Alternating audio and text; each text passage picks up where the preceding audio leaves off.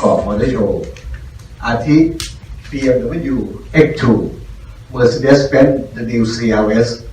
เปิดตัวรถยนต์พวงมาลัยขวาครั้งแรกในเอเชีย New Rolls-Royce Phantom มูลค่ากว่า50 ล้านบาท Porsche 911 GT2 มูลค่ากว่า33 ล้านบาท Aston Martin The New Vintage AM6 ที่เปิดตัวภายในงานเป็นครั้งแรกในอาเซียนการเปิดตัวนิสสัน GT-R Premium Edition 2018 ก็เป็นการเปิดตัวครั้งแรกของประเทศไทยนะครับทางด้านค่ายรถจักรยานยนต์ก็ได้มีการเปิดตัว Harley Davidson Limited Edition ครบรอบ 115 ปี รุ่นคัสตอมไมซ์นำแสดงครั้งแรกในเอเชียการเปิดตัวครั้งแรกในประเทศไทยของรถจักรยานยนต์ยามาฮ่าไนเคนและการนำเสนอรถต้นแบบอย่างมอเตอรอยของยามาฮ่านะครับซึ่งท่านก็ได้เห็นในภาพไปสักครู่นี้นะครับอีกส่วนหนึ่งก็คือสำหรับค่ายรถยนต์จักรยานยนต์อย่าง Honda ได้นำเสนอ Honda PCX Electric ซึ่งเป็นรถจักรยานยนต์ไฟฟ้าเพื่อโลกที่ไร้มลพิษหรือ Zero Emission และ Honda PCX Hybrid รถจักรยานยนต์ไฮบริดรายแรกของโลกทางด้านรถไฮไลท์และรถยนต์ต้นแบบที่แต่ละค่ายได้นำมาแสดงภายในงานอาทิเช่นยานยนต์ไฟฟ้าแห่งอนาคตจากค่าย Mitsubishi รุ่น EX Concept Honda Clarity Fuel Cell รถยนต์พลังงานไฮโดรเจนแต่ละบริษัทต้องทุ่มงบประมาณนะครับเป็นอย่างมากในการนำรถยนต์ต้นแบบเข้ามาแสดงภายในงานโดยงานรถยนต์จะต้องเป็นงานที่มีศักยภาพซึ่งงานบางกอก International Motor Show เป็นงานแสดงรถยนต์ที่ได้มาตรฐานสากลได้รับรองมาตรฐานการจัดงานโดย OICA หรือ International Organization of Motor Vehicle Manufacturers และงานบางกอก International Motor Show ถือเป็นงานที่ทางบริษัทแม่ของค่ายรถยนต์ในต่างประเทศจะต้องเข้ามาควบคุมดูแลการออกแบบบูธการสร้างบูธนะครับซึ่งเป็นงบประมาณที่ทางบริษัทแม่ได้ให้การสนับสนุนในการจัดงานด้วยเหตุนี้งานบางกอก International Motor Show จึงเป็นงานแสดงรถยนต์ที่แต่ละบริษัทต้องทุ่มเทงบประมาณจำนวนมากรวมไปถึงการจัดส่งวิศวกรที่เข้ามาควบคุมการออกแบบและก่อสร้างจากบริษัทแม่ในต่างประเทศเพื่อให้เป็นไปตามมาตรฐานงานแสดงรถยนต์ระดับโลกโดยภายในงานที่ผ่านมาบริษัทยังให้ความสำคัญกับการมอบรางวัลแก่บูธผู้ประกอบการที่มีการออกแบบที่โดดเด่นและนำเสนอที่เป็นนวัตกรรมทางเทคโนโลยีเช่นรางวัลการออกแบบบูธยอดเยี่ยมที่มอบให้กับผู้ที่มีการออกแบบและตกแต่งให้เข้ากับแนวคิดหลักของการจัดงานรางวัลการนำเสนอยอดเยี่ยมที่มอบให้กับบูธที่มีการจัดแสดงได้อย่างสมบูรณ์แบบซึ่งทั้งหมดนี้มีส่วนยกระดับมาตรฐานการจัดงานมอเตอร์โชว์ให้ทัดเทียมกับระดับสากลทางด้านสื่อมวลชนทั้งในต่างประเทศที่เข้ามาทำข่าวและช่วยประชาสัมพันธ์การจัดงานบางกอกมอเตอร์โชว์ที่เป็นข่าวที่ออกไปทั่วโลกนะครับมีจำนวนกว่า 2,000 คนที่ลงทะเบียนเข้ามาและเป็นผู้สื่อข่าวต่างประเทศกว่าประมาณ 30% โดยมาจากญี่ปุ่นและประเทศในกลุ่มอาเซียนนอกจากนี้การเปิดตัวรถยนต์รุ่นใหม่ระดับ Global Launch ทางค่ายรถยนต์ได้เชิญผู้สื่อข่าวและตัวแทนจำหน่ายเข้ามาชม งานบางกอกมอเตอร์โชว์ของเราด้วยเนี่ยนะครับก็มาจากทั้งค่ายทางเยอรมันเองก็ดีนะครับแล้วก็ค่ายทางยุโรปเองแล้วก็ค่าย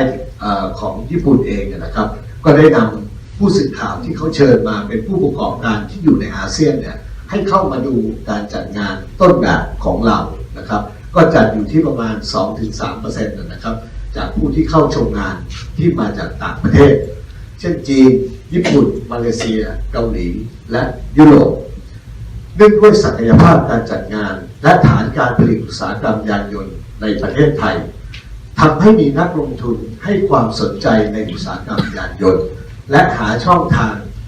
การค้าในประเทศไทยมากขึ้นสำหรับงานบางกอกมอเตอร์โชว์มีผู้เข้าชมงานประมาณ 1.6 ล้านคนด้วยยอดจองรถยนต์และรถจักรยานยนต์ภายในงาน 42,499 คันจากปีที่ผ่านมาแบ่งออกเป็นรถยนต์ 36,587 คันเติบโตขึ้นจากปีที่ผ่านมา 18%ซึ่งรถจักรยานยนต์มียอดขายในปีนี้ 5,912 คันเติบโตเพิ่มขึ้นจากปีที่ผ่านมาเท่าตัวดังนั้นเนี่ย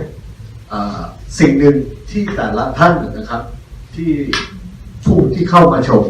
ก็ให้ความสนใจในเรื่องของยานยนต์ไฟฟ้านะครับก็ได้รับการตอบรับจากบริษัทโฟมนะครับซึ่งเป็นผู้ผลิตรถยนต์ไฟฟ้าจากประเทศญี่ปุ่นมียอดจองในการเปิดตัวภายใน 12 วันเนี่ยกว่า 354 คันซึ่งมีคนซึ่งก็มีส่วนสำคัญนะครับที่สนับสนุนการเติบโตของภาคอุตสาหกรรมยานยนต์ในปีนี้ให้สามารถมียอดจำหน่ายในประเทศที่ 920,000 คันตามที่หลายฝ่ายได้กำหนดเป้าหมายเอาไว้ครับดังนั้นที่กล่าวมาทั้งหมดมันก็เป็นส่วนหนึ่งครับที่เกิดขึ้นภายในงานเพราะฉะนั้นงานมอเตอร์โชว์ของเราเองก็จะมีตัวเลขก็เดี๋ยวหลายๆท่านนะครับก็คงได้รับเอกสารนะครับส่วนในการที่เราหาวิเคราะห์ประพฤติกรรมของผู้ที่เข้าชมงานบางกอก International Motor Show ของเราในปีที่ผ่านมาเนี่ยนะครับสำหรับการจัดงานบางกอก Motor Show นะครับได้จัดทำแบบสอบถามผู้เข้าชมงานผ่านทางระบบทั้งออนไลน์และออฟไลน์โดยผู้ตอบแบบสอบถามทั้งหมด 41,553 คนจากผู้เข้าชมงานทั้งหมดประมาณ 1.6 ล้านคนนะครับสัญชาติก็ส่วนมากจะเป็นคนไทยนะครับแล้วก็มีต่างชาติเข้ามา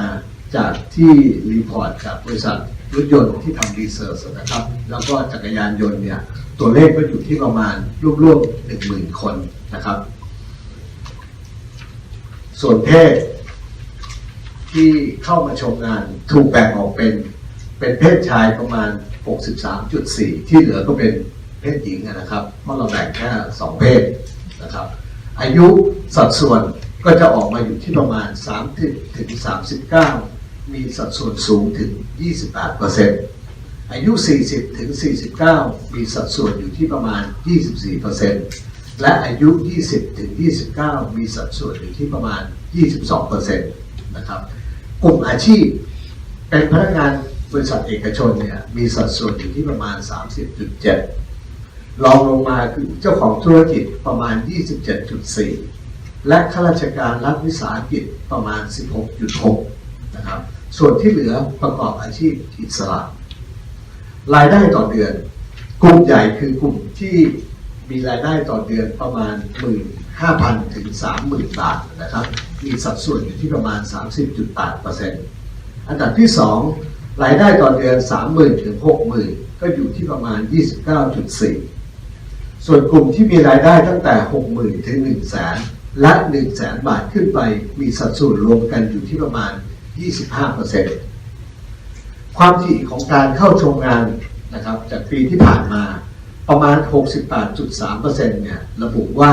เป็นครั้งแรกที่เข้ามาชมงานมอเตอร์โชว์ส่วนอีกประมาณ 31.7 ระบุว่าเคยเข้าร่วมงานมากกว่า 1 ครั้งวัตถุประสงค์หลักในการเข้าชมงานกลุ่มใหญ่ที่สุดคือ3ลำดับแบ่งออกมา เพื่อชมนวัตกรรมมีสัดส่วนประมาณ 27.5 มาเพื่อซื้อรถยนต์ 25.2 และมาเพื่อเปรียบเทียบราคาโปรโมชั่นตามแคมเปญต่างๆที่บริษัททำนะครับก็อยู่ที่ประมาณ 17.5% ดังนั้นผลสะท้อนที่เข้ามาชมงานมอเตอร์โชว์นะครับรวมกันประมาณ 70% เนี่ยเพื่อเข้ามาชมนวัตกรรมเทคโนโลยีต่างๆของยานยนต์และทางด้านจักรยานยนต์ด้วยนะครับแล้วก็ที่เหลือก็เป็นการเข้ามาเพื่อพิจารณาเลือกซื้อรถพาหะที่สนใจเป็นพิเศษในงานซึ่งงานของเราเป็นงานโชว์อยู่แล้วนะครับก็จะมี2 ส่วนสูงกว่า 86% เนี่ยเพราะสนใจรถยนต์เป็นหลักและอีก 14% ไปในส่วนของจักรยานยนต์ระยะเวลาต่อวันต่อครั้งที่เข้ามาชมงานกว่า 46% เนี่ยใช้เวลาในการชมงานตั้งแต่ 2-4 ชั่วโมงขึ้นไปนะครับและมีประมาณ 13.4% ที่ใช้เวลาเกินกว่า 4 ชั่วโมงระยะเวลาที่สนใจเลือกซื้อรถยนต์และรถจักรยานยนต์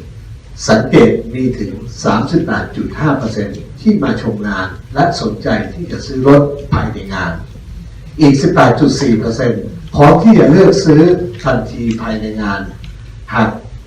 ทุกสิ่งทุกอย่างเป็นไปตามความต้องการของผู้ซื้อนะครับและอีก 10% มาเพื่อเก็บข้อมูลสำหรับการซื้อรถในครั้งต่อๆไปตัวเลขดังกล่าวสะท้อนถึงความต้องการของการซื้อรถในปีนี้ซึ่งมีผู้เข้าชมมีสัดส่วนค่อนข้างมากจากการที่เราคอมแพร์กับปีที่แล้วนะครับเราปีนี้เนี่ยการจับจ่ายใช้สอยในการเลือกพาหะเนี่ยอยู่ที่ประมาณ 14% สูงกว่าปีที่ผ่านมานะครับดังนั้นงาน Bangkok International Motor Show ผมถือได้ว่าเราเป็นส่วนหนึ่งครับในการช่วยผลักดันให้อุตสาหกรรมยานยนต์ของประเทศเติบโตขึ้นและก็เป็นนิมิตหมายที่ดีว่าปีที่ผ่านมาเราอาจจะถึงเป้าที่ตามที่หน่วยราชการต่างๆทั้งอุตสาหกรรมได้วางไว้ประมาณ 920,000 คันนะครับนะส่วนของเราแค่ประมาณ 12 วันเนี่ยแบบที่ได้เรียนไปโตมา 14% เพราะฉะนั้นผมก็ถือว่าการจัดงานบางกอกมอเตอร์โชว์ของเรานะครับเป็นการส่งเสริมช่วยให้อุตสาหกรรมยานยนต์ของประเทศเติบโตขึ้นทั้งในปีนี้และในอนาคตก็ต้องขอบคุณมากครับในเรื่องของผลการวิจัยนะครับกับรีพอร์ตของงานมอเตอร์โชว์ที่ผ่านมาก็ขอสรุปให้ท่านนักข่าวนะครับฟังเพียงเท่านี้ก่อนครับขอบคุณมากครับ Thailand, who have I think 3 brands in this time, BMW Mini and BMW Motorrad. How was your experience from participation, from taking part in the recent motor show, which is the 39th edition already? 6 million visitors. This is a tremendous opportunity for us to really present our models, but not only our cars, especially our technology, our innovation to the general public. And the motor show really brings an incredibly high level of quality to Thailand. Every time we have visitors, they are very surprised and highly appreciative of the quality that is brought to the motor show. But before I talk more about the details, why don't we just let you have a look at what is the atmosphere from the perspective of an OEM that is presenting at the motor show. So I think we have a small movie, so why don't we run that and show it to you first. เดี๋ยวเราชมวิดีโอนะครับที่ทาง BMW Group เตรียมมาเลยนะครับว่าน่าตื่นเต้นขนาดไหนนะครับ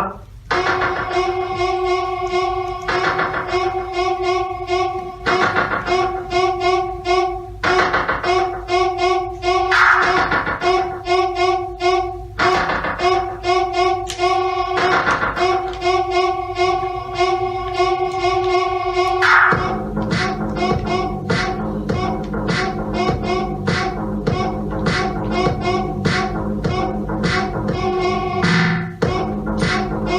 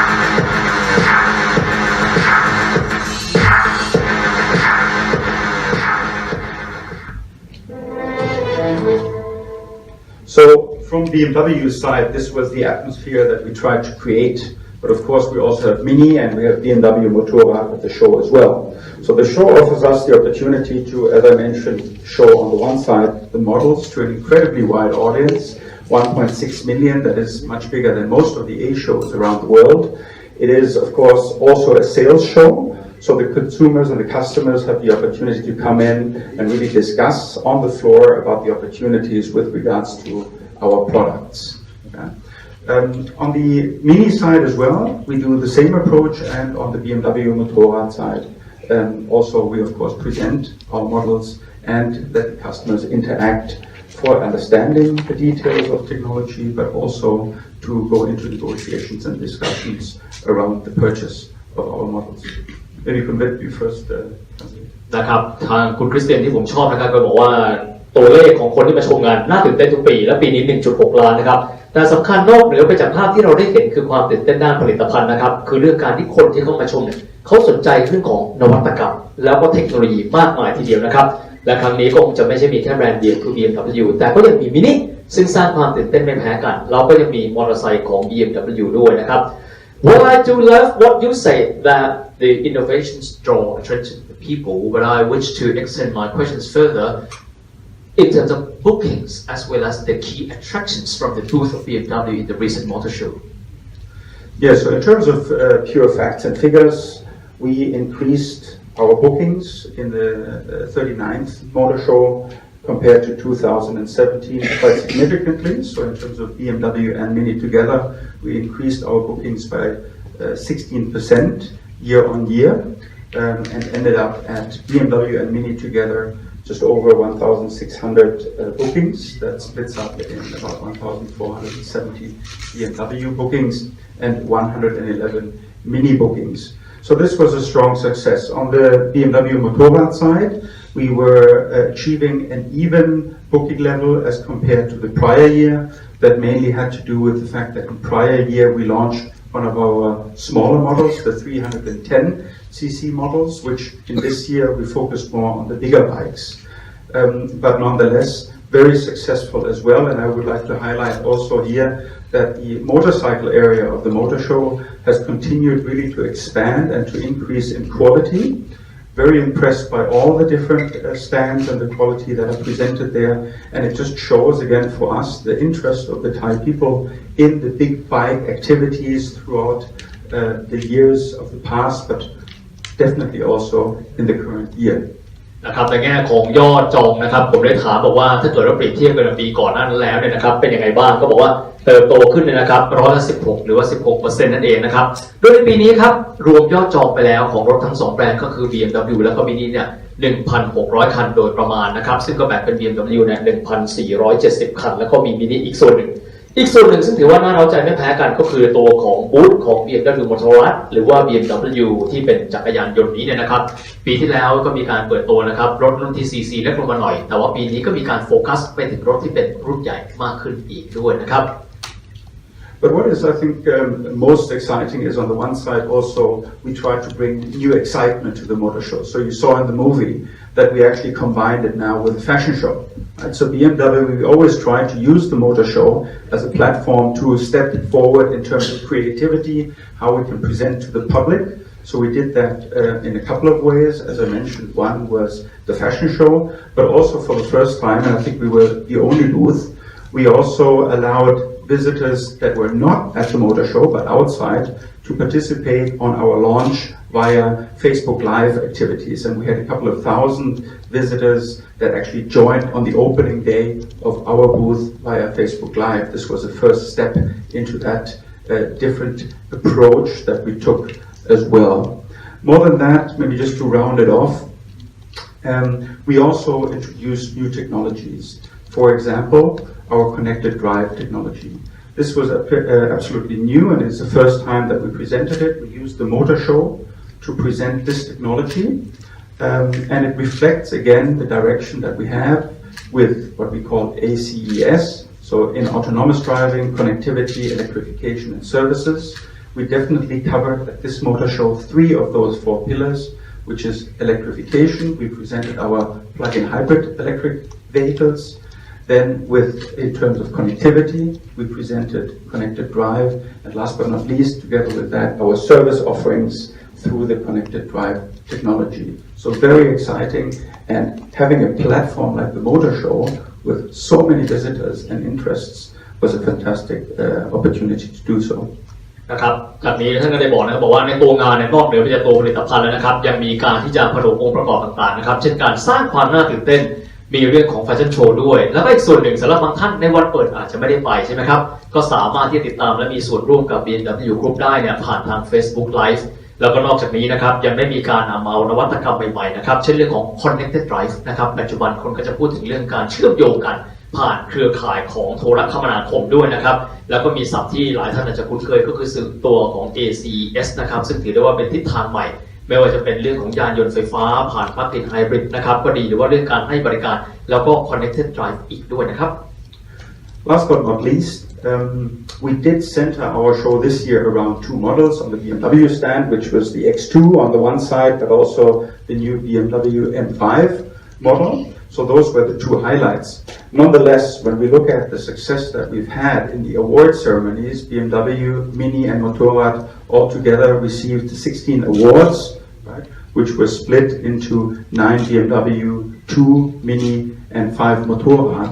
I think this also was just a confirmation of the reception and the positive reception that we've had with regards to our model strategy here in Thailand. And I must say that the way that this panel is organized in judging the models has continued to give us a lot of confidence in terms of integrity and transparency going forward in the market with the Bangkok International Motor Show. นะครับและ2รุ่นซึ่งถือว่าเป็นไฮไลท์ก็คือ BMW X2 แล้วก็ X2 นะครับแล้วก็ตัว M5 นะครับซึ่งก็เป็นซาลูนที่น่าเชื่อว่าเร็วที่สุดในโลกนี้ด้วยนะครับแล้วก็ในเรื่องของตัวรางวัลนะครับซึ่งคณะกรรมการ Carby Awards ก็ได้มอบให้ในครั้งนี้ได้ทั้งหมดเนี่ย16รางวัลด้วยกัน BMW 9 รุ่นนะครับมินิ2รุ่นแล้วก็จักรยานยนต์ของ BMW อีก5รุ่นด้วยกันก็จะเป็นการตอกย้ำความมั่นใจที่เราจะเดินหน้าในประเทศไทยด้วยนี่แหละครับ Well, let's look forward. How do you see BMW presence in the coming motor shows in the future? Yes, so first and foremost, I think we can confirm already now that we are of course going to be at the Motor Show in the next year as well. We definitely don't want to miss this opportunity. We will of course have to try to top what we have done in 2017, which is not always easy because of course it creates another challenge to our creativity for the year 2019 as well. We want to promote and to show even more models, which is a challenge in itself. But I think it will be possible.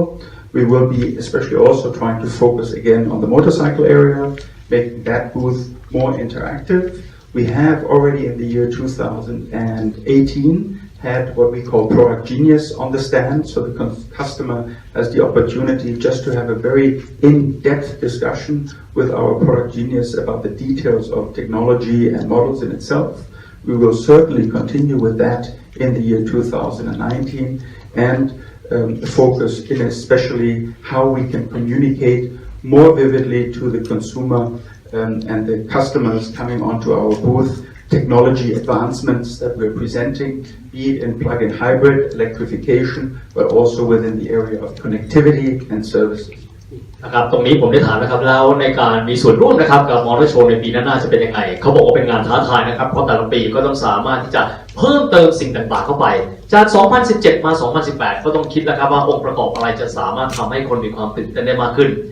มันเป็นเรื่องไม่ง่ายครับและในปีหน้าก็เช่นเดียวกันนะครับเราก็จะเดินหน้ามีส่วนร่วมกับทางมอเตอร์โชว์ต่อไปแล้วก็ต้องคิดเช่นเดียวกันว่าจะทำอย่างไรให้ปีหน้านั้นจะมีความน่าตื่นเต้นและมีนวัตกรรมเพิ่มเติมขึ้นไปได้อีกนะครับWe also try every year to bring visitors from overseas to the motor show to see it. Of course, the whole team from overseas that is helping us in establish the stand of extremely high quality. They always find that the collaboration with the team from Grand Prix in organizing our stand has been really exceptionally well. And also all our visitors are always surprised around the quality of the motor show and especially the size in terms of visitors that is being attracted to this event. นะครับแล้วก็อีกส่วนก็คือว่าเราอยากให้คนต่างชาติได้เข้ามามีส่วนร่วมกับเรานะครับในบูธของ Bangkok International Motor Show ให้มากขึ้น เช่นกรณีที่เราก็จะมีนะครับเจ้าหน้าที่จากต่างชาติซึ่งเป็นคนที่จะมาช่วยเราดูในเรื่องของบูธนะครับให้ได้คุณภาพที่สูงที่สุดแต่แน่นอนว่าสิ่งเหล่านี้เนี่ยมันจะเดินหน้าไม่ได้หากปราศจากทีมซึ่งเป็นมืออาชีพเป็นอย่างยิ่งนะครับจากที่นี่โดยเฉพาะยิ่งทีมของกรัมปรีอีกด้วยนะครับ Well, my last question is how do you see the Thai automotive markets in the year 2018 overview as well as BMW wise as well. So I think the last couple of months have been very confidence building for us in the Thai market. We have seen a whole lot of key KPIs in terms of macroeconomic KPIs move in the right direction. We have a continuous stable GDP growth in Thailand. That is very confidence driving. We see that in the consumer confidence index, which has been the highest that it has been in quite a long time in particular. So from that perspective, we are confident in Thailand for year 2018. And that also reflects in the overall market. So the development of the passenger car market in Thailand has been continuously strong, and we have been able to profit from that as well. So BMW has been growing together with Mini 16% year on year. So in BMW in particular has been growing 16%. Mini has been growing slightly higher than that at over 25%. And what is most astounding actually is the development of our BMW Motorrad business, which has grown over 50% year on year. So this is an incredible growth. Of course, on the motorcycle side, we simply see that as one strong push in the trend of big bike driving within Thailand. But in the area of passenger vehicles, of course, the growth of 16% combined BMW and Mini has been sustaining, and we do see that continuing throughout the rest of the year. นะครับผมถามว่าแล้วมองในแง่ของภาพรวมตลาดยานยนต์ปีนี้ยังไงนะครับแล้วของ BMW เองในแง่ภาพรวมของตลาดรวมนะครับก็บอกว่ามีดัชนีอยู่2ตัวซึ่งสำคัญมากคือรายได้ประชาชาติตอนนี้เติบโตนะครับแล้วก็มีความยั่งยืนพอสมควรในช่วงหลายปีที่ผ่านมาอีกส่วนหนึ่งก็คือดัชนีความเชื่อมั่นผู้บริโภคนะครับซึ่งก็ถือได้ว่าเติบโตมามากที่สุดนะครับในช่วงเวลาที่ผ่านมาทั้งหมด2สิ่งนี้เป็นตัวที่ยืนยันนะครับว่าเศรษฐกิจไทยกำลังเดินหน้าต่อไปด้วยและถ้าหากว่าเราดูในแง่ของตลาดยานยนต์ก็จะเติบโตไปด้วยเช่นเดียวกันสำหรับ BMW เองนะครับถ้าเทียบในช่วงเดียวกันของปีที่ผ่านมาเติบโตไปแล้วเนี่ย 16% ด้วยกันนะครับ BMW เองเติบโต 16% ในขณะที่ Mini เติบโต 25% แล้วก็จักรยานยนต์ของ BMW หรือ BMW Motorrad เนี่ยเติบโตขึ้นรวดเร็วมากครับก็คือ 50%สิ่งเหล่านี้เป็นการบ่งชี้นะครับว่าตลาดภายหน้านั้นถือได้ว่าสดใสทั้งตลาดรวมและก็ตลาดของ BMW ด้วยนะครับ And I think what is extremely satisfying is actually that we see so much interest by the media as yourselves, but by the general public in Thailand in the development of electrification and also connectivity. Right? So these are two areas where BMW is a pioneer and has been since so many years, and we see that in Thailand we have been able to grow our plug-in hybrid electrified models significantly over the years, 2017 and also this year. We see a strong increase in plug-in hybrid vehicles. We have gone out into the public area supporting the infrastructure development for electrification with our brand Charge Now, and we find very much interest on the public but also on the private sector in joining with us and developing even by themselves further infrastructure developments within electrification. Then we've got developments within the connectivity area of telecommunications in Thailand, which will continue to support the drive of telecommunications, i.e. connected driving in the vehicle in Thailand as well. So I think also from those two perspectives, we see a very stable growth in Thailand in the right direction. นะครับแต่ว่านอกเหนือไปจากนี้ก็คือเรื่องของแนวโน้มนะครับนอกเหนือไปจากตัวเลขแล้วเนี่ยก็คือในเรื่องของรถซึ่งใช้พลังงานไฟฟ้านะครับเช่นกรณีของ plug-in hybrid ก็ดีแล้วก็อีกเรื่องหนึ่งก็คือเรื่องการเชื่อมโยงรถแล้วก็สิ่งต่างๆผ่านโลกของ IT นะครับที่เรียกว่า connected drive 2 ส่วนนี้เป็นเทรนด์ซึ่งเขาก็บอกต้องขอบคุณทั้งประเทศไทยเองตลาดเมืองไทยแล้วก็พี่น้องสื่อมวลชนที่ให้ความสำคัญในเรื่องนี้แล้วก็หวังเป็นอย่างยิ่งนะครับว่าในเรื่องโครงสร้างพื้นฐานก็จะเติบโตควบคู่กันไปในการรองรับ2เทคโนโลยีเหล่านี้ด้วยครับ And these technological developments in Thailand cannot happen by any single one. It must happen across the various industries in an open manner. So from that perspective, BMW definitely is driving in that direction. We have opened all of our Charge Now points to all brand users. Anyone can plug in their electric vehicle at our positions, and we clearly believe that this is a joint effort. And definitely in Thailand, in particular, I've seen a lot of collaboration by different industries, governmental players in this area. นะครับแต่ท่านก็บอกนะครับบอกว่าแค่ลำพังฝ่ายเดียวคงไม่ได้จะต้องมีส่วนอื่นในการให้การสนับสนุนเช่นโครงสร้างพื้นฐานไปด้วยนะครับขอบคุณคุณคริสเตียนมากๆนะครับสำหรับข้อมูลนะครับเอาละครับเรามาพูดคุยนะครับกับทางด้านของผู้จัดการทั่วไปฝ่ายการตลาดและสื่อสารองค์กรของ Mercedes-Benz นะครับเรียนถามคุณอัดนะครับว่าที่ผ่านมามอเตอร์โชว์ครั้งที่39ในครั้งนี้ในแง่ภาพรวมการเข้าไปมีส่วนร่วมของ Mercedes-Benz เป็นยังไงบ้างครับคุณอัดครับอันดับแรกเลยคุณคริสเตียนพูดไปหมดแล้วไม่เหลืออะไรให้ผมพูดแล้วนะจริงๆแล้วนะครับจริงๆแล้วคือเราเป็นบริษัทต่างชาติเพราะฉะนั้นผมขออนุญาตพูดในมุมที่ผมเป็นคนไทยที่ทำงานอยู่ในบริษัทต่างชาติแล้วกันนะครับ Mercedes-Benz เนี่ยเป็นแบรนด์ที่อยู่กับประเทศนี้มานานมากแล้วนะผมเองก็เติบโตกับงาน Bangkok International Motor Show เรียกว่าดูจากอายุหน้าแล้วเนี่ยผมทันตั้งแต่รุ่นสวนน้ำพรเลยนะครับแล้วก็เป็นงานที่ไปทุกปีแล้วก็เป็นงานที่ไม่คิดว่าตัวเองจะมีโอกาสได้มามีส่วนร่วมมีบทบาทในงานนี้นะครับที่บอกว่าพูดในฐานะคนไทยก็คือว่าเราในคนที่ทำงานอยู่ที่ Mercedes-Benz เนี่ยเรามีความภูมิใจเล็กๆของเราอยู่เหมือนกันว่าเฮ้ยเราเป็นโชว์เดียวที่ทาง Head Office ทางบริษัท Mercedes-Benz คือ Daimler AG ที่เยอรมันเนี่ยอนุญาตให้เราทำตัว exhibition stand เป็นบูธของเราเนี่ยนะครับเป็นแบบ island คือที่เป็นคนเดินรอบได้ถ้าจะสังเกตในโชว์ของที่อื่นไม่ว่าจะเป็นที่ IAA ที่ปารีสเจนีวาจะเข้ามุมหมดเลยใช่ไหมแต่จะเดินไม่ได้เพราะฉะนั้นเนี่ยมันเป็นความร่วมมือของทั้ง Daimler AG กับซัพพลายเออร์ของเรานะครับที่จะมานั่งดีไซน์แล้วก็อนุญาตให้เราทำเป็น island ที่คนเดินรอบได้นะเพราะฉะนั้นเราก็จะได้รับการสนับสนุนแล้วเราเนี่ยถูกทวีตในโลกของ Mercedes-Benz ของ Daimler เนี่ยเราถูกทวีตเหมือนเป็น B show เลย B show คืออะไรถ้า A show ก็คือพวก Frankfurt Detroit อะไรพวกอย่างนั้นนะครับที่เป็นโชว์ใหญ่ๆถ้า B show เนี่ยก็เป็นไทยเนี่ยก็สำหรับเบนซ์แล้วเนี่ยเราถือโอกาสว่าเรากระเถิบเข้ามาอยู่ในประเทศยักษ์ใหญ่ซึ่งถ้าเทียบกันแล้วจริงๆเนี่ยกับยอดขายของเราเนี่ยเราไม่ได้เป็นประเทศมหาอำนาจในการขายรถยนต์ Mercedes-Benz ขนาดนั้นแต่ว่าเราก็เหมือนกับว่าได้รับเกียรติจากทางทีมงานที่เป็น Exhibition Department ที่จะมาช่วยกันแล้วก็เทคโนโลยีอะไรทั้งหลายแหละที่มีในงาน Frankfurt Motor Show เนี่ยเขาก็จะถ่ายทอดให้เราหมดแล้วเราก็จะเป็นที่แรกๆในเอเชียที่ได้ใช้เทคโนโลยีตัวนั้นนะครับครับทีนี้ผมถามต่อครับในแง่ของความสำเร็จของครั้งที่39ที่ผ่านมานี้ในแง่ยอดขายก็ดีหรือในแง่การดึงดูดฝูงชนสาธารณชนให้เข้ามาชมเนี่ยไฮไลท์หลักๆของครั้งที่ผ่านมาเป็นยังไงบ้างครับสำหรับ Mercedes-Benz สำหรับ Mercedes-Benz นะฮะก็ใกล้เคียงกับทา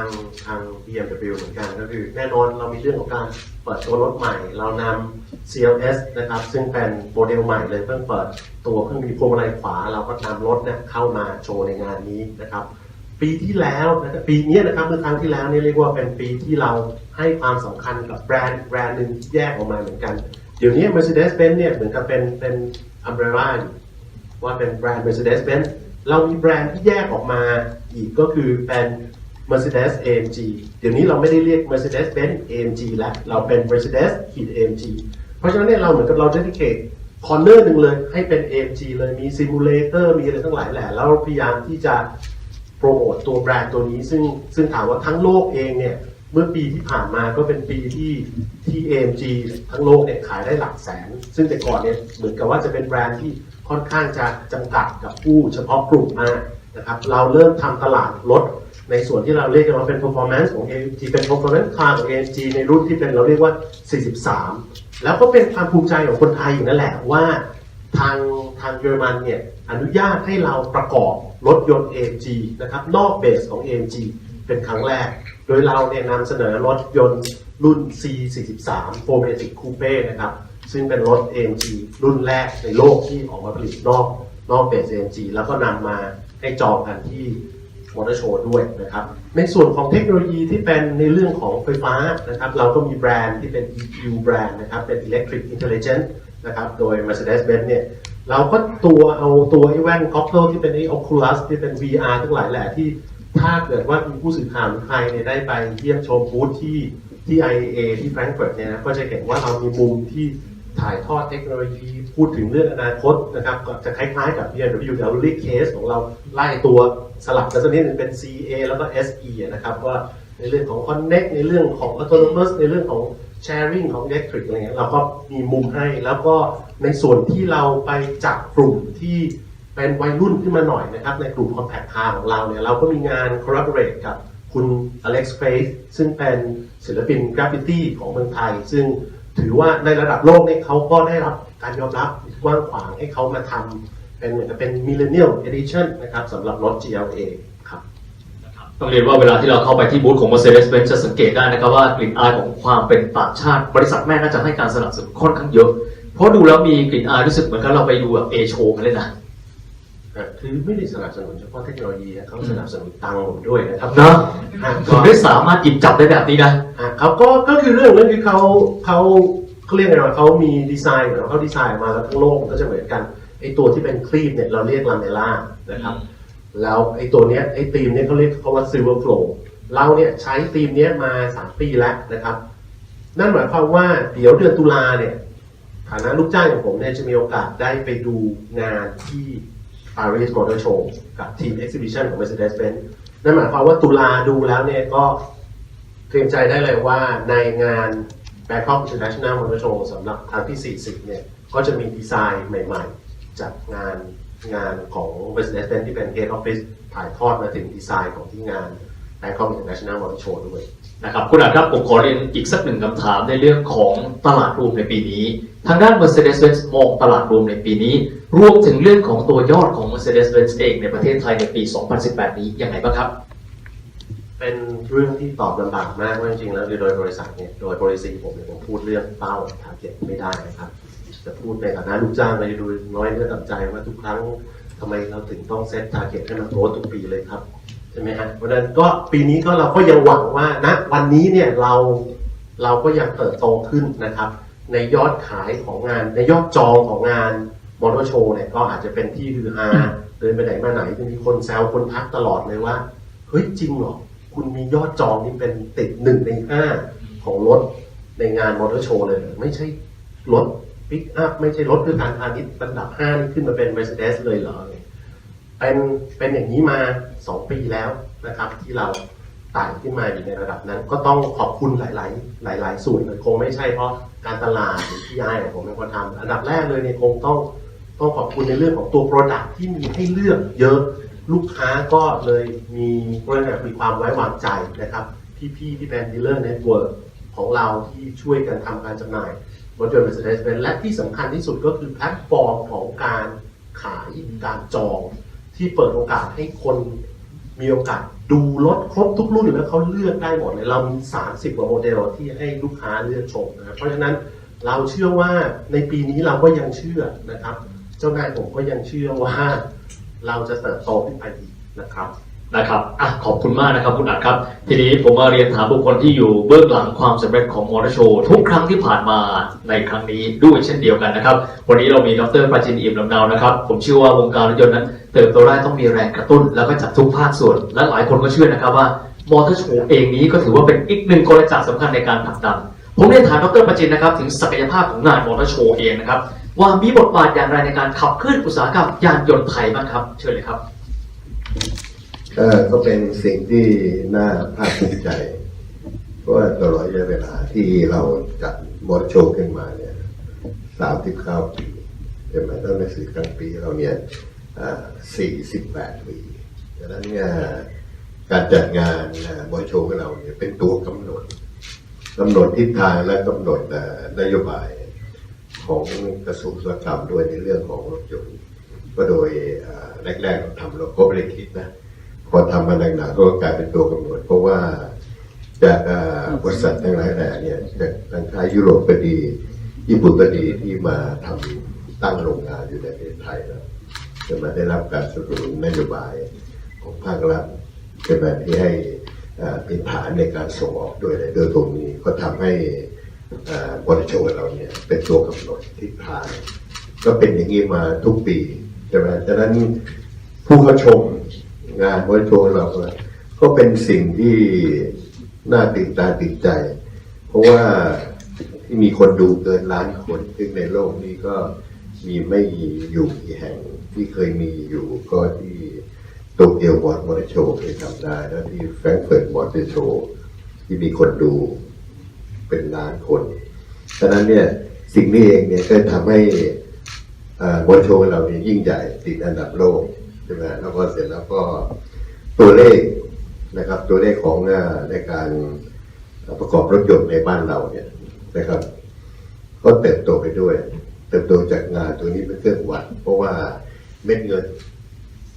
จากทุกๆบริษัทเนี่ยมาทุ่มในงานมอเตอร์โชว์เนี่ยมากมายมหาศาลก็ต้องการสร้างอิมเมจขึ้นมาว่าเทคโนโลยีต่างๆแล้วก็เป็นสิ่งที่คนไทยเราใฝ่ฝันก็เลยเป็นบรรทัดฐานให้ประกอบมอเตอร์โชว์เนี่ยเด่นที่สุดในภาครุ่นมีอยู่ก็มีอยู่3 รุ่นแต่ตอนนี้มีในซีรีส์1 ถึงซีรีส์9นะของMercedes-Benz ก็มีตั้งแต่ A B C D ไปอีกหน่อยรวมถึง Z ใช่ไหมคือทำเซกเมนต์มากขึ้นแล้วรถก็ขายดีมากขึ้นดังนั้นผมเลยประมวลดูแล้วก็ในภาคขึ้นของปัจจัยทางบวกของรัฐบาลเองใช่ไหมก็สนับสนุนในการทำโรงงานประกอบแล้วก็มีเรื่องของ BOI ด้วยแล้วก็บอกจริงว่างานมอเตอร์โชว์ประเทศไทยเป็นประเทศแรกเนี่ยที่มีการขายในทั่วโลกไม่มีการขายไม่ของมอเตอร์โชว์เป็นแห่งแรกเราได้การรับรองจาก YCA เนี่ยเดี๋ยวทีเขาบอกว่าภายใน5 ปีต้องไม่มีการขายเพราะว่าเราไปขอเขาตอนเรามีการขายอยู่แล้วตอนนั้นมอเตอร์โชว์ครั้งที่20มันไปขอให้เขารับรองเขาบอกภายใน5 ปีในงานมอเตอร์โชว์ไม่มีการขายเพราะทั่วโลกไม่มีการขายผมก็กลับมาประชุมทั้งหมดกับผู้บริษัทรถทั้งยุโรปทั้งญี่ปุ่นบอกเสน่ห์ของประเทศไทยก็คือมอเตอร์โชว์มีการขายทำให้บริษัทเนี่ยมีนโยบายได้รู้ว่าทิศทางของรถที่จะมาประกอบในบ้านเราเพราะว่าเราได้ลดหย่อนเรื่องภาษีเนี่ยจะมีโอกาสขายได้หรือขายไม่ได้ยังไงใช่ไหมก็ดูรถจากต่างประเทศเข้ามาใช่ไหมแล้วก็วัดดูจากการจองจากการให้ความสนใจตรงนี้เราเนี่ยต้องย้อนกลับไปคุยกับไอเดียว่าเราขอให้มีการขายเขายอมตอนนี้อินโดก็เรียนแบบมาเลเซียแล้วก็เวียดนามพวกนี้เรียนแบบประเทศไทยดังนั้นมอเตอร์โชว์ที่มีการขายรถก็มีอยู่ 4-5 ประเทศนี้แต่ในยุโรปยังไม่มีการขายรถในขายใช่ไหมเพราะว่าเขาเองก็ไม่เคยขายดังนั้นคนไทยเราเองเนี่ยมีรสนิยมเรื่องของรถเนี่ยมากมายมหาศาลดังนั้นประเทศไทยเลยเป็นฐานของในด้านเทคโนโลยีทั้งหลายแหละพวกนี้มีอะไรที่ใหม่ๆปุ๊บเนี่ยทางบริษัทก็จะนำมาใช่ไหมนำมาโชว์ที่เมืองไทยแล้วก็โดยเฉพาะรถพวงมาลัยขวาเป็นคันแรกของโลกเลยที่ว่าเปิดตัวที่เมืองไทยทั้งที่ตอนนี้ความจริงแล้วเนี่ยเราเด่นที่สุดเนี่ยคือรถปิกอัพนี่เป็นโปรดักต์แชมเปี้ยนเราที่ส่งออกไปทั่วโลกใช่ไหมแล้วโดยเฉพาะที่ออสเตรเลียที่ตะวันออกกลางที่เราขายได้มากแต่ตัวนี้เราไปปลูกถึงยุโรปคนยุโรปเคยใช้แต่รถอีโคคาร์ไม่เคยสนใจรถปิกอัพมีแต่พวกรถปิกอัพกระบะข้างบรรทุกต้นไม้อันทำสวนเนี่ยตอนนี้รถปิกอัพ4 ประตูของเราหรือคุกแคปพวกนี้เข้าไปตีตลาดในยุโรปจนกระทั่งโฟล์คสวาเกนเองตกใจเพราะโฟล์คสวาเกนเองเนี่ยมีรถทุกเซกเมนต์หมดหันมาทำรถปิกอัพเพื่อแข่งกันเพราะเราไปตีตลาดเหมือนกับไปเหยียบหน้าเขาไปเหยียบจมูกเขาที่ในยุโรปเขาเคยเลยมีแต่อีโคคาร์ตอนนี้เขามีรถปิกอัพปรากฏว่า 2-3 ปีที่ทำมาไปถามตัวแทนจำหน่ายในยุโรปแล้วเนี่ยถามทำไมมีตัวเลขของรถเมืองไทยนะในยี่ห้อปิกอัพนะแต่ทำไมโฟล์คสวาเกนไม่มีก็บอกพวกเล่นแค่ไม่ได้1ความทนทานไม่มีเพราะว่าเขาไม่เคยท รถปิกอัพมาก่อนแต่ถ้าเมืองไทยเราเนี่ย50-60 ปีเราพัฒนารถปิกอัพมาแล้วรถปิกอัพบ้านเราเนี่ยทนที่สุดในโลกเพราะคนไทยเราเนี่ยยิ่งอินเดียใช้รถโอเวอร์สเปคแค่มันดูใช่อะไรใช่ไหมเราก็มีความชำนาญในเรื่องนี้แล้วนี่เป็นจุดเด่นของเราเองใช่ไหมตอนนี้ทางยุโรปหลายๆบริษัทก็จะทำรถปิกอัพแต่ต้องมาจับมือกับแบรนด์ปิกอัพของญี่ปุ่นที่อยู่ในเมืองไทยเอาไปทำเพราะไม่ต้องทำR&Dอะไรมากมายนะใช่ไหมเซฟเงินไปเยอะดังนั้นเด็กถึงเรียกว่าเป็นจุดเด่นของเราแล้วก็ทั้งที่ประเทศไทยเราเองเนี่ยรถปิกอัพรถพวกนี้พื้นฐานที่เราขายดิบขายดีเนี่ยก็มาจากเรื่องของการขายทางพืชผลเรื่องข้าวเลยในพวกนี้นะเราก็ไม่ค่อยดีนะแต่ก็ปีที่กันคนอยู่เนี่ยดีเรื่องทุเรียนใช่ไหมก็เป็นอันดับหนึ่งอย่างถึงจะไม่ดีเนี่ยคือประเทศไทยเนี่ยดีอยู่อย่างมีโชคช่วยใช่ไหมมีโชคช่วยเรื่องพวกนี้ฉะนั้นอยู่ประเทศไทยเนี่ยทุกคนไม่อยากกลับคนคริสเตียนนี่ผมอยากอยู่ที่เมืองไทยเนี่ยใช่ไหมแล้วครอบครัวอยู่นี่ผมก็เรียนอยู่ที่นี่ตั้งแต่แรกเลยใช่ไหมก็รักเมืองไทยพูดภาษาไทยนะเมื่อกี้ไม่ได้พูดเลยเมื่อกี้พูดภาษาไทยเก่งกว่าผมอีก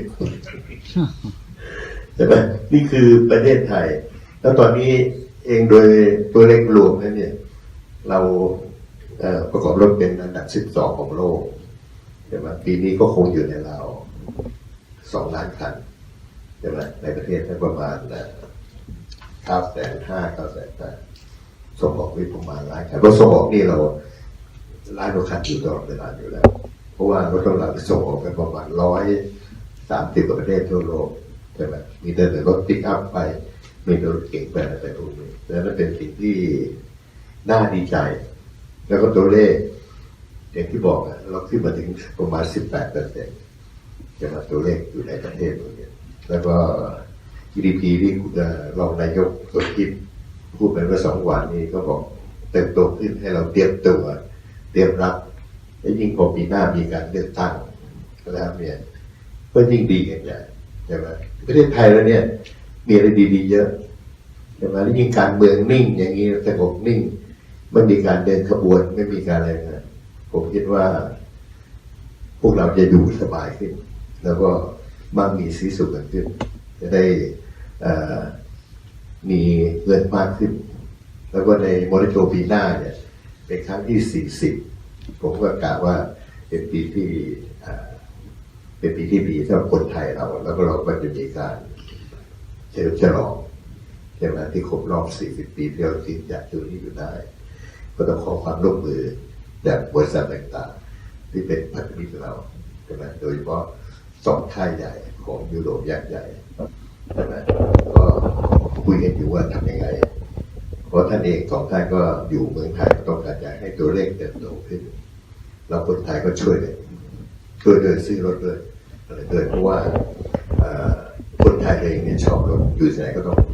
มีรถเป็นตัวนำใช่ไหมแต่แล้วก็บอกกันทางด้านผู้สื่อข่าวทุกท่านที่ทำเรื่องเกี่ยวกับเศรษฐกิจเนี่ยท่านก็ไปตามต่อนะครับว่าเศรษฐกิจในบ้านเราเป็นยังไงแต่ทางด้านของเรื่องของรถยนต์เนี่ยไม่น่าเป็นห่วงเราพร้อมที่อยากจะพร้อมจะเดินเข้าไปก็ต้องขอบคุณนะครับทางด้านสื่อมวลชนในสายเศรษฐกิจเรื่องนี้ด้วยแล้วก็คิดว่าเราคงต้องพบปะกันแล้วเดี๋ยวเสร็จแล้วก็รับประทานอาหารร่วมกันด้วยแล้วขอบคุณทุกท่านในครั้งนี้ด้วยข่าวที่ออกไปเนี่ยนะครับก็จะเป็นผลบวกนะครับบวกกับประเทศไทยแล้วด้วยแล้วก็เป็นกำลังใจของผู้ที่จะลงทุนซื้อรถหรือโครงการต่อไปในอนาคตว่าเขาจะเตรียมการซื้อรถยังไงเปลี่ยนรถยังไงแต่ที่น่าดีใจกันรัฐบาลประกาศไปแล้วดอกเบี้ยเราก็ยังไม่ขึ้นนะครับในอเมริกาขึ้นแล้วแต่ดอกเบี้ยประเทศไทยยังไม่ขึ้นนะครับก็ขอให้ทุกคนนะครับมีความสุขนะครับกับครอบครัวและโดยเฉพาะกับทางการรถยนต์นะครับขอบคุณมากครับ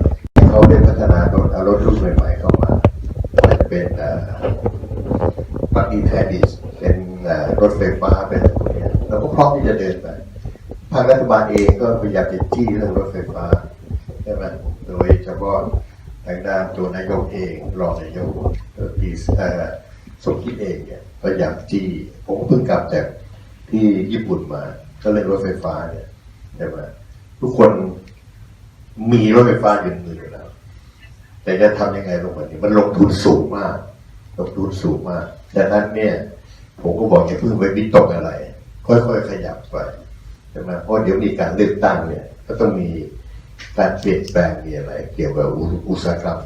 ยานยนต์เทคโนโลยีพวกนี้ให้มันเข้าสอดคล้องเพราะนี้รัฐบาลชุดนี้เป็นรัฐบาลเหมือนว่าเข้ามา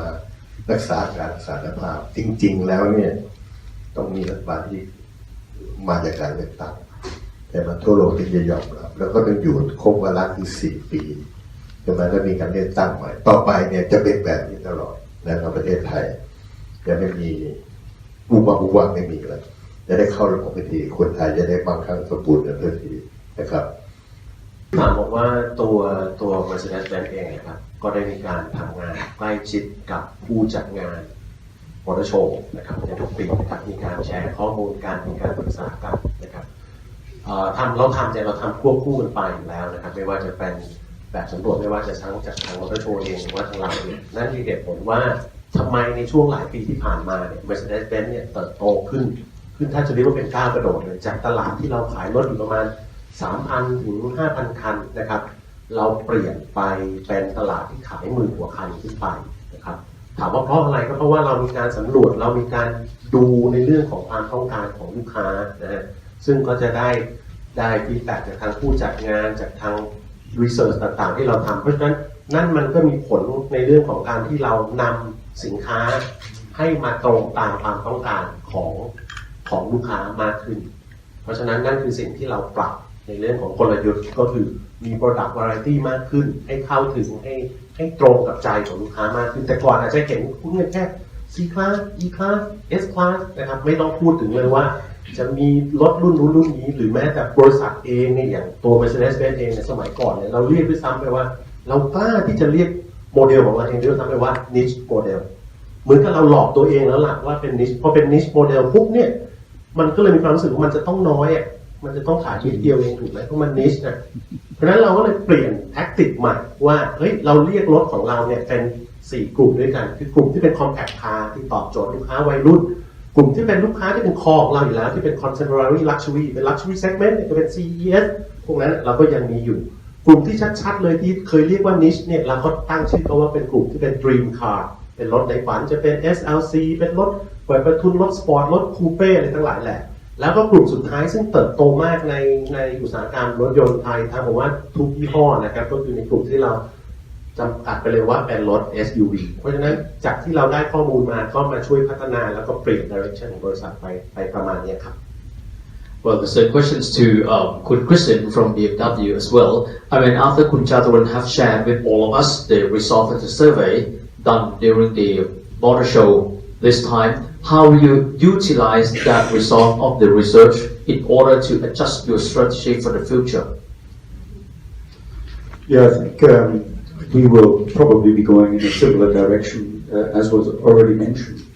I think we've been a very stable development in Thailand, and the gentleman just mentioned that we are no longer in a 3-model market. We've got a whole variety of different models out there,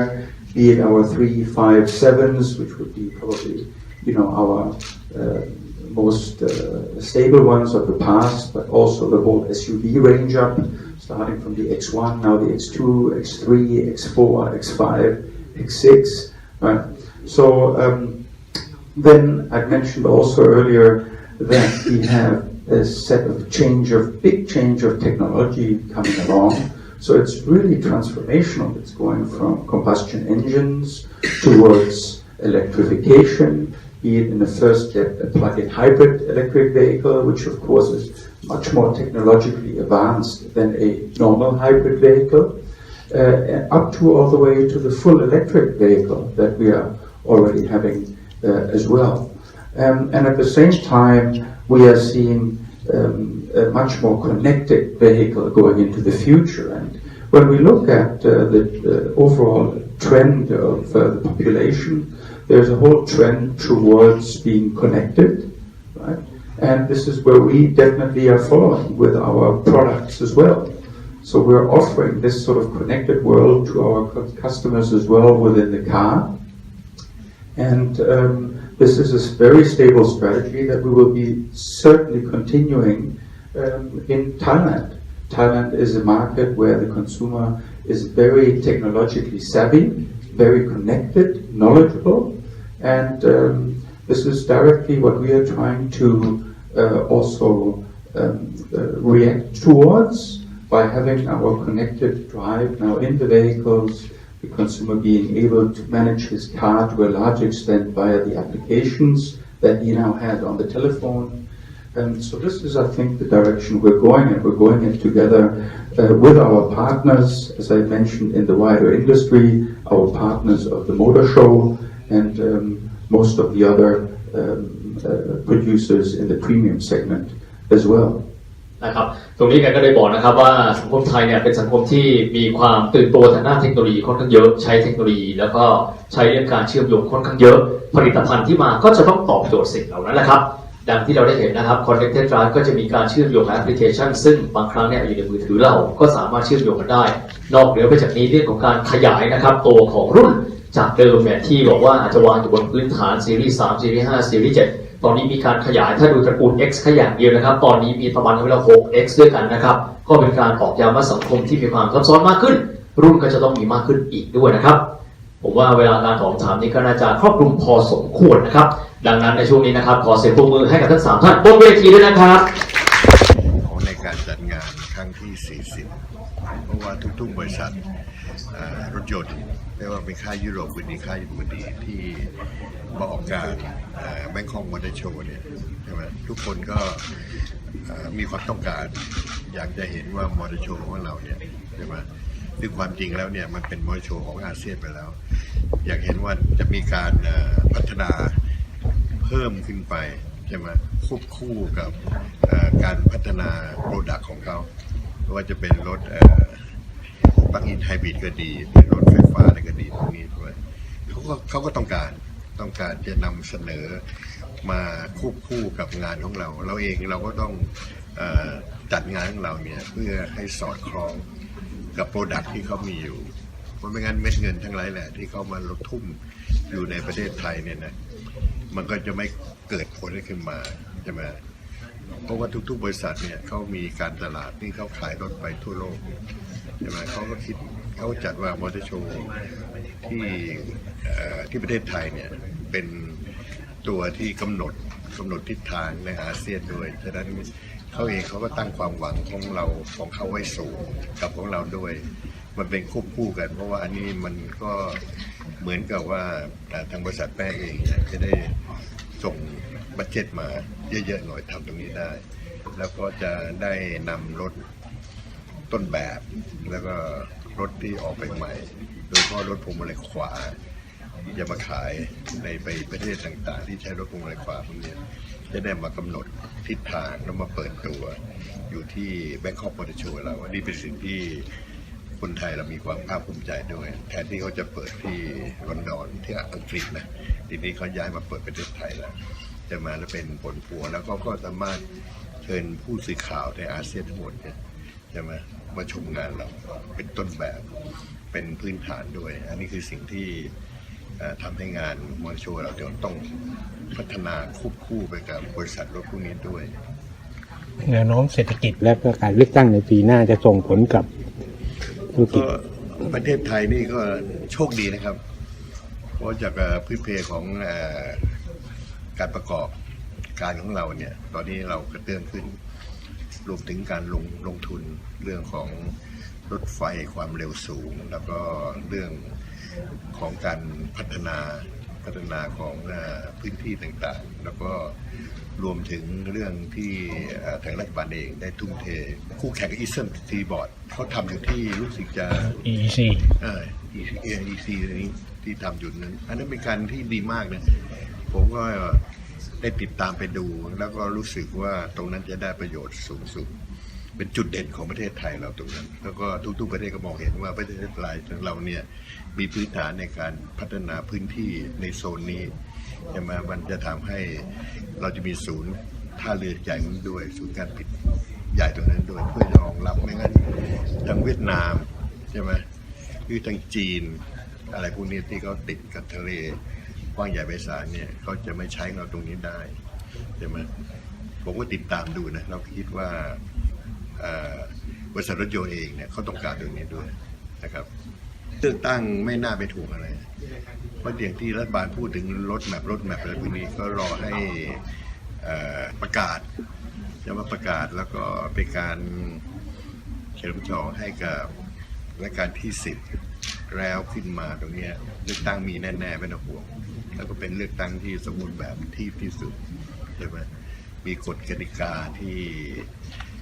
เราไว้ใจได้ใช่ไหมเพราะว่าสิ่งที่ผ่านมาเนี่ยทุกคนรู้แล้วใช่ไหมที่ประเทศไทยเราต้องถอยหลังไปเพราะอะไรต่อไปนี้เหตุการณ์งั้นจะไม่เกิดขึ้นอีกนะในประเทศไทย